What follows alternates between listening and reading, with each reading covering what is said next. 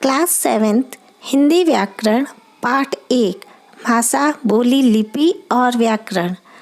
मनुष्य सभी प्राणियों में श्रेष्ठ है क्योंकि वह अपने मन के भावों को दूसरों तक पहुंचा सकता है और दूसरों के विचारों को समझ सकता है।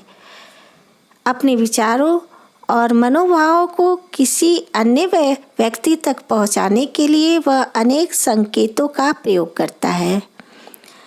भाषा शब्द संस्कृत की भास धातु से निकला है, जिसका अर्थ है बोलना। मनुष्य बोलने के लिए जिन ध्वनियों का प्रयोग करता है उसे भाषा कहते हैं। मुंह से उच्चारित ध्वनियाँ एक निश्चित क्रम होता है, तभी वे भिन्न भिन्न शब्दों का निर्माण कर पाती है और विचारों के आदान प्रदान में सक्षम होती है। हम भाषा की परिभाषा के रूप में कह सकते हैं कि भाषा वह माध्यम है जिसके द्वारा मनुष्य अपने मनोभाव एवं विचारों को बोलकर तथा लिखकर प्रकट करता है तथा दूसरों के विचारों को पढ़कर अथवा सुनकर ग्रहण करता है अर्थात लेता है। भाषा के मुख्य 2 रूप होते हैं, मौखिक भाषा, लिखित भाषा। पहला, मौखिक भाषा। जब मनोभावों को किसी अन्य तक पहुंचाने के लिए मुंह से बोलना पड़े तो उसे मौखिक भाषा कहते हैं, जैसे भाषण देना, बातचीत करना, वाद विवाद आदि। दूसरा, लिखित भाषा। जब मनोभावों को किसी अन्य तक पहुंचाने के लिए लिखकर व्यक्त करते हैं तो उसे लिखित भाषा कहते हैं, जैसे पढ़कर, लिखकर, लेख द्वारा इत्यादि। भाषा के अन्य रूप होते हैं, जैसे मातृभाषा।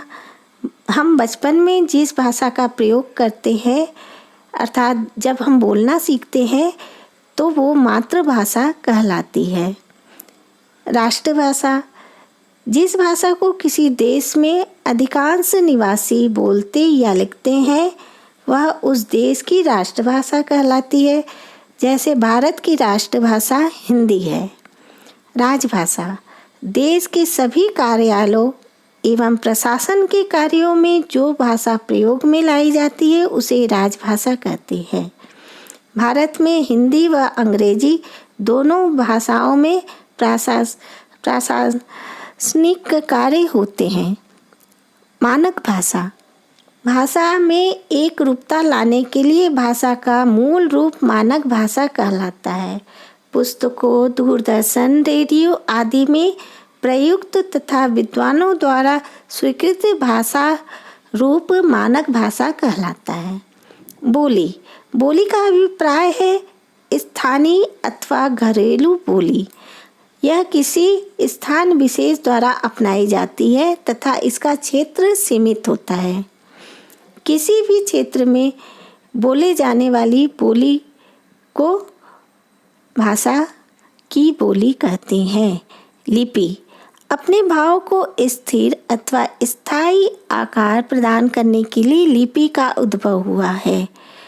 भाषा के लिखने का ढंग को ही लिपि कहते हैं, अर्थात मौखिक भाषा को लिखित रूप प्रकट करने के लिए निश्चित चिन्हों को लिपि कहते हैं।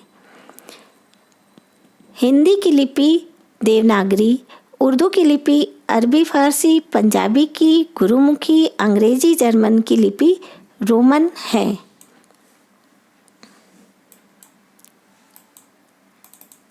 व्याकरण। भाषा के विभिन्न अंगों, वर्ण, शब्द, वाक्य, चिन्हों में नियमबद्ध तथा निश्चित संबंध होते हैं। इन्हीं संबंधों को योजनाबद्ध जानकारी देने वाला शास्त्र व्याकरण कहलाता है।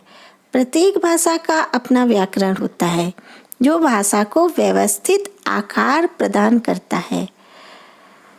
व्याकरण वह शास्त्र है जिसके अध्ययन से हमें किसी भाषा को शुद्ध बोलने, लिखने तथा पढ़ने के नियमों का ज्ञान प्राप्त होता है। व्याकरण के विभिन्न अंग। वर्ण विचार। इसके अंतर्गत वर्णों के उच्चारण, वर्गीकरण तथा उनके मेल से बनने वाले शब्द के नियम आदि का उल्लेख किया जाता है। शब्द विचार। इस विभाग में शब्दों के भेद, उत्पत्ति, रचना आदि का विवेचन किया जाता है। पद विचार। इसके अंतर्गत संज्ञा, सर्वनाम आदि पदों के स्वरूप व प्रयोग का विचार किया जाता है। वाक्य विचार। इस विभाग में वाक्य के स्वरूप, विश्लेषण, वेद, संश्लेषण, रचना आदि का विवेचन किया जाता है अर्थात बताया जाता है। हिंदी भाषा का महत्व। प्रत्येक भाषा की अपनी अलग प्रवृत्ति होती है। प्रत्येक देश को अपनी राजभाषा, राष्ट्रभाषा के रूप में पहचाना जाता है। विश्व में अनेक विश्वविद्यालयों में हिंदी पढ़ाई जाती है। हिंदी हमारी राष्ट्रभाषा है। 1950 में हिंदी भारत की राजभाषा बनाई गई। 14 सितंबर को हिंदी दिवस के रूप में मनाया जाता है।